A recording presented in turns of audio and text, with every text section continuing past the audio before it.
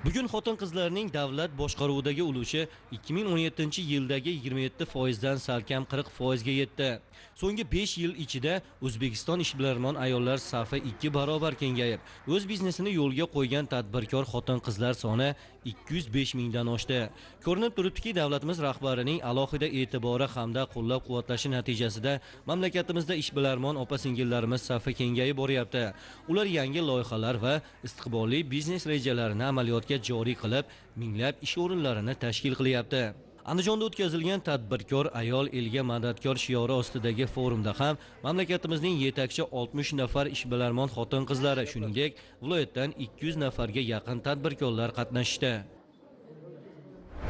Andijon viloyatida tadbirkor ayol elga madadkor shiori ostida ayol tadbirkorlar uchun juda ham katta forum tashkil etildi. Forum doirasida 200 dan oshiq tadbirkor ayollarimiz ishtiroki ta'minlandi. Nafaqat tadbirkor ayollar, inauguranligi bor bo'lgan tadbirkorlarimiz, yana hunarmand ayollarimiz, bo'lajak tadbirkorlikka qiziqayotgan yoshlarimiz ham faol ishtirok etishdi. Forum davomida marshrutlar belgilab olingan, marshrutlarimiz tadbirkor ayollar faoliyat yurgizayotgan korxonalarda bo'lib o'tdi. Bo'lajak yosh tadbirkorlarimizga erishgan yutuqlari, kelajakda oldiga qo'ygan maqsadlari haqida bir biznes treninglar tashkil etildi. Forumda viloyat miqyosida 200 nafarga yaqin hunarmandlar, tadbirkorlar va ishlab chiqarish ustalari o'z mahsulotlarini namoyish etdilar. Ko'rgazmada ishbilarmon ayol ko'rik tanlovi ishtirokchilaridan 10 nafari biznes vakillariga mahorat darslarini tashkil etdi.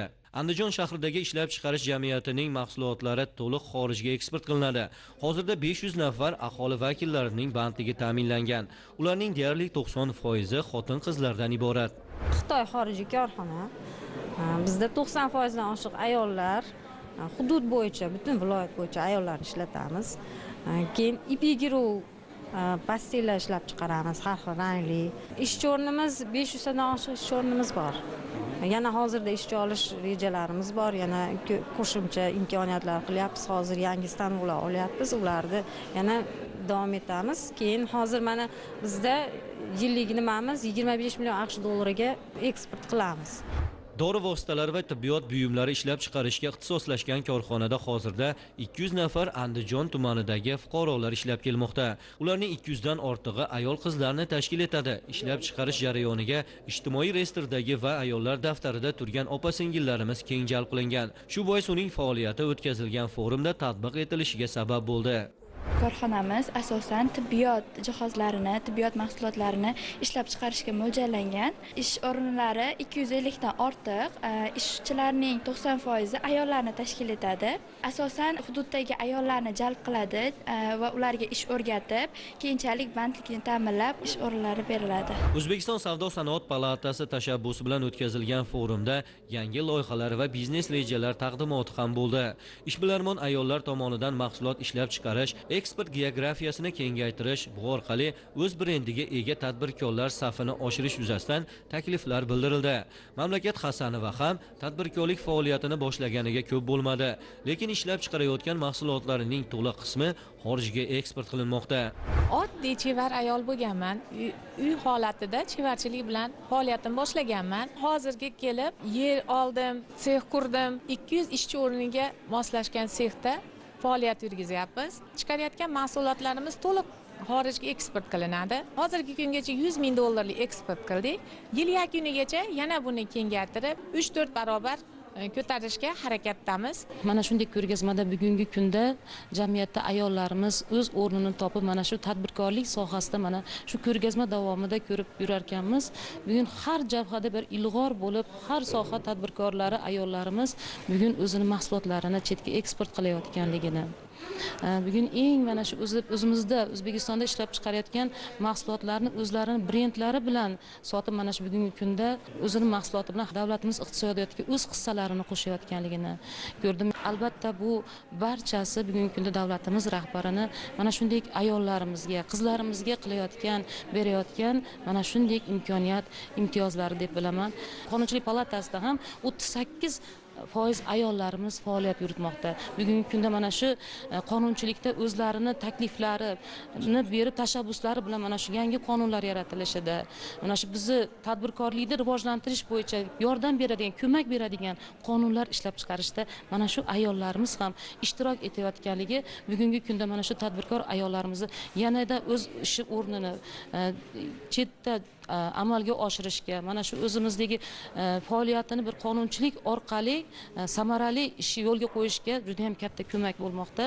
Davlatimiz rahbari aytgandek, mana shu bitta ayol kishini o'qitadigan bo'lsang, butun bitta oilani, butun jamiyatni mana shunday ilmli qilgan bo'lasan degan gaplari isboti mana shu yerda topayotganligi, mana shu yerdagi ishlab chiqarayotgan mahsulotlarini mana maktabdan, hatto davlatimiz rahbari tilni bilib, bitta maktabda o'zi ikkita tilda yoki hunarli bo'lish bo'yicha ham mana o'zlari imkoniyat yaratish kerakligini, bu ishlar amalga oshayotganligi, mana shu yerdagi yosh qizlarimiz o'zlari bir nechta tilda mana shu boshqa davlatlar bilan o'zini ishlab chiqarayotgan mahsulotlarni sotishda mana shu kerak ekanligini, mana shu yerda isbotini topib, mana bugungi kundagi ishlab chiqarayotgan mahsulotlarni juda ko'pini o'zini mana shu qaysi davlat bilan ishlaydigan bo'lsa, shu davlatning tilida bemalol gaplashib, hamkorlari bilan ishlayotganligini ko'rib, albatta bugungi kundagi berilayotgan imkoniyatlarga bular shukronalik ruhida ishlar yuritayotganligini guvohi bo'ldik. Forum doirasida hunarmand opa-singillarimiz ham ishtirok etib, ular tayyorlayotgan milliy hunarmandchilik namunalarini taqdim etdilar. Shuningdek, imkoniyati cheklangan bo'la turib, hayotda o'z mehnati va yangi ish o'rinlari yaratishdek harakatlari orqali zavq olayotganini alohida e'tirof etishdi. Juda ham ko'p shogirdlar chiqardim, hamda 30 dan oshiq ish o'rinlari yaratdim. Oldin bizdagi imkoniyat cheklanganlarga e'tibor juda ham kam edi. Hozirgi kunda biz har sohada o'zimizning imkoniyatlarimiz juda ham katta.